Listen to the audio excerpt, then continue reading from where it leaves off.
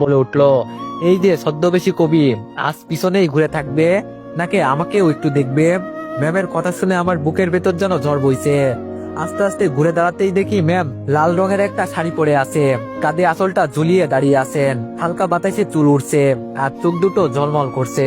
তারপর আমি কাপা কাপা গলায় বললাম, ম্যাম মানে আমি। ম্যাম সাথে সাথে আমার ঠোঁটে আঙ্গুল দিয়ে থামিয়ে দিল আর বলল, চুপ, আজ আর অজুহাত শুনবো না, আজ শুধু আমার কবির স্বর শুনবো আর তার হৃদয়ের ধ্বনি। আমি আর নিজেকে সামলাতে পারছি না, চোখে পানি জমে আছে আর বুকের ভিতর আগুন জ্বলছে।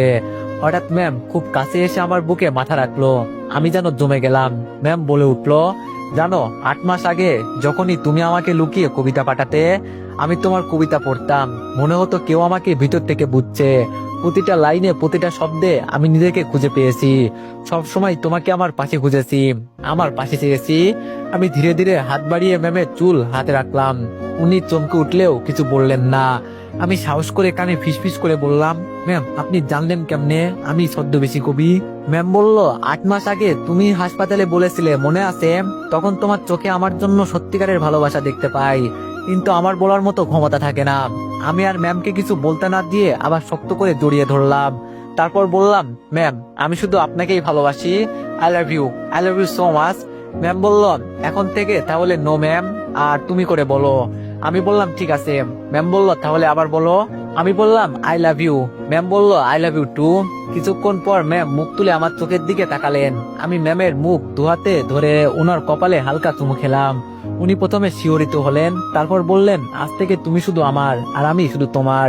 ম্যাম চোখ বন্ধ করেই দাঁড়িয়ে আছেন, আমার বুকের ভেতর কাঁপতেছে। কাঁপতে কাঁপতে ওনার ঠোঁটের খুব কাছাকাছি চলে আসলাম। আমাদের নিঃশ্বাস এক হয়ে গেছে। উনি একটু কেঁপে উঠলেন, তারপর এক ঝাটকায় ম্যামকে জড়িয়ে ধরে ঠোঁট চেপে ধরলাম। মুহূর্তে ওনার নিঃশ্বাস আটকে গেল, শরীর শক্ত হয়ে এলো। তারপর আস্তে আস্তে উনি ঠোঁট মিলালেন। ম্যামের ঠোঁট নরম উষ্ণ আর শিহরিত। আমি পুরোপুরি ডুবে যাচ্ছিলাম। এক হাতে ওনার কোমর শক্ত করে চেপে ধরেছি, অন্য হাত দিয়ে ওনার গালের ওপর আলতো করে শুয়ে আছি। উনি দুহাতে আমার টি শার্টের কলার আঁকড়ে ধরে আরো কাছে টেনে নিলেন। চোখ বন্ধ করে আমরা দুজনেই সময়ের হিসাব ভুলে গেলাম। ঠোঁটের পর ঠোঁট দিয়ে একের পর এক গভীর কিসে পুরো পৃথিবী থেমে গেছে জানো। বাতাসও যেন নিঃশব্দে দাঁড়িয়ে তাকিয়ে আছে আমাদের দিকে। কিছুক্ষণ পর ম্যাম ঠোঁট ছাড়িয়ে বড় বড় শ্বাস নিতে নিতে আমার বুকের উপর মাথা রাখলেন। গরম নিঃশ্বাসে আমি কেঁপে উঠলাম। তারপর ম্যাম বলল, এভাবে কেউ কিস করে? তুমি তো আমাকে মেরেই ফেলতে। আমি বললাম, আমার বউকে আমি আদর দিচ্ছি, তাতে কার বাপের কি? ম্যাম বলল, তাই নাকি? আমি বললাম, জি তাই। ও শোনো না। ম্যাম বলল, বলো। আমি বললাম, আর একটু আদর দিই না, তাহলে আমার পেটও ভরে যাবে। ম্যাম বলল, এই যাও তো দুষ্টু ছেলে, আমি আর পারবো না। আমি বললাম, ঠিক আছে মনে থাকবে। বাসর রাতের জন্য তোলা থাকলো। কিছুক্ষণ পর আমি ম্যামকে বললাম, আচ্ছা তুমি এইসব কিভাবে করলে? ম্যাম বলল, আমি একা কিছুই করিনি। আমি বললাম, তাহলে? ম্যাম বলল, তোমার আব্বু আম্মু, আমার আব্বু আম্মু, আমি সবাই একসাথে করেছি। আমি বললাম, কি? ম্যাম বলল, ঠিকই শুনেছো।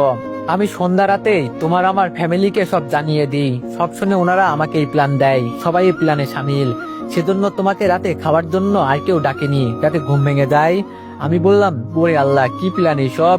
ম্যাম বলল, আমি বললাম, আচ্ছা তাহলে এখন তুমি ঘুমাতে যাও, অনেক রাত হলো, আমিও যাই। ম্যাম বলল, দাঁড়াও। আমি বললাম, আবার কি? ম্যাম বলল, তোমার তো ক্ষুধা লাগছে। আমি বললাম, লাগছে, কিন্তু খাবার তো কিছুই নেই। ম্যাম বলল, একটু দাঁড়াও আসছি। বলেই ম্যাম আবার নিচে চলে গেলেন। 2 মিনিট পর আবার ফিরে আসলেন, হাতে বিরিয়ানির প্যাকেট আমার দিকে এগিয়ে দিয়ে বলল, নাও এগুলো রুমে গিয়ে খেয়ে নিও। আমি বললাম, না খাবো না। ম্যাম বলল, কেন, আবার কি হলো? আমি একটু ভাব নিয়ে অন্যদিকে তাকিয়ে বললাম, কেউ যদি খাইয়ে দিত তাহলে খাবো। ম্যাম বলল, হইছে, আর ঢং করতে হবে না, নাও হা করো। বলেই ম্যাম বিরিয়ানির প্যাকেট খুলে আমাকে নিজের হাতে খাইয়ে দিতে লাগলো। আমিও ম্যামের নরম হাতে এত রাতে গরম বিরিয়ানি খেলাম। খাওয়া প্রায় শেষ, তখনই কেউ পিছন থেকে এসে বলল, আরে বাহ, প্ল্যান তো দেখি কাজ করেছে। পাখি এসে নিজেই ধরা দিয়েছে, কিন্তু এত দূর হবে সেটা তো ভাবিনি। আমি আর ম্যাম পিছনে তাকালাম আর দেখলাম আমার আব্বু আম্মু আর ম্যামের আব্বু আম্মু। আমি লজ্জায় অন্যদিকে তাকালাম। তারপর আব্বু আমার ঘাড়ে হাত রেখে বলল, থাক, আর লজ্জা পেতে হবে না পুত্র, আমি সামনের সপ্তাহে তোমাদের বিয়ের আয়োজন করছি।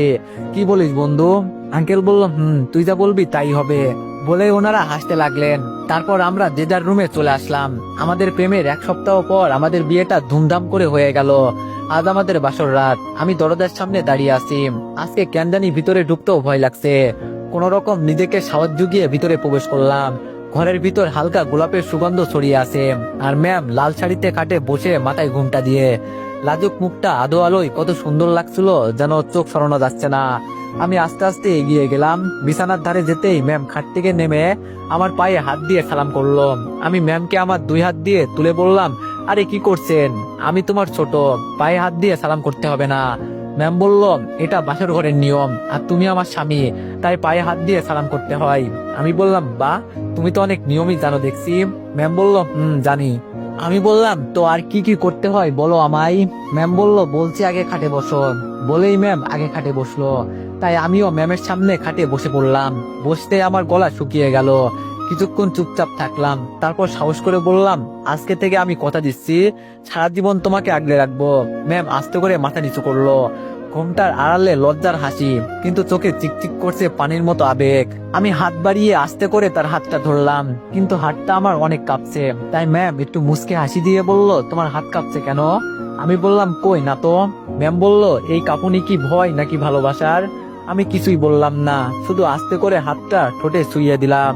তারপর আমি আস্তে করে ঘুমটাটা সরিয়ে দিলাম। চোখে চোখ পড়তেই চারপাশটা যেন নিঃশব্দ হয়ে গেল, শুধু আমাদের নিঃশ্বাসের শব্দ শোনা যাচ্ছিল। ম্যাম একটু লাজুক ভঙ্গিতে বুকে মুখ লুকিয়ে ফেললো। আমি তাকে শক্ত করে জড়িয়ে ধরলাম। বুকের ভেতরে অন্যরকম অনুভূতি বয়ে গেল। কিছুক্ষণ পর ম্যাম বলল, এখন বাসর ঘরের কার্যক্রম শুরু। আমি বললাম, তুমি তো বললে না কি করতে হয়। ম্যাম বলল, আমি কলেজে তোমার ম্যাম, এখানে তোমার বউ, তাই যা ইচ্ছা করতে পারো। আমি দুষ্টুমি করে বললাম, কি করব বলো। ম্যাম বলল, আদর করো। আমি আরো দুষ্টুমি করে বললাম, আদর কি? ম্যাম আমার দুষ্টুমি ধরে ফেললো আর বলল, আদর কি তাই না, দেখাচ্ছি মজা। বলেই ম্যাম আমাকে বিছানায় ফেলে দিল। তারপর আমার উপর উঠে বসে পড়লো। আমার কাছে মুখ আনতে আমি আবার বললাম, প্লিজ আমার সর্বনাশ করো না। ম্যাম আমাকে আর কোনো কথা বলতে দিল না, সোজা আমার 2 ঠোঁট তার ঠোঁট দুটো ডুবিয়ে দিল। তারপর যা সর্বনাশ তা হয়েই গেল। দুইজন হারিয়ে গেলাম এক সুখের রাজ্যে। তো পোলাপাইন, আর কি শুনতে চাও? কি হয়েছিল? বিয়ে কর, সব জানতে পারবি। তো গল্পটি এখানেই সমাপ্ত। যদি গল্পটি ভালো লেগে থাকে তাহলে সবাই একটু বেশি বেশি লাইক আর কমেন্ট করে দিও। আর তোমরা তো হয়তো আজকের পর থেকে আমাকে ভুলে যাবা, কারণ গল্প শেষ, আমাকে মনে রেখে কি লাভ। যদি তোমরা আমাকে ভালোবেসে থাকো তাইলে এই গল্পের মতো নেক্সট গল্পেও আশা করি আমাকে সাপোর্ট করবা, যেন আমি সুন্দর আরেকটা গল্প নিয়ে আসতে পারি। তো সবাই ভালো থাকবেন, সুস্থ থাকবেন। আল্লাহ হাফেজ।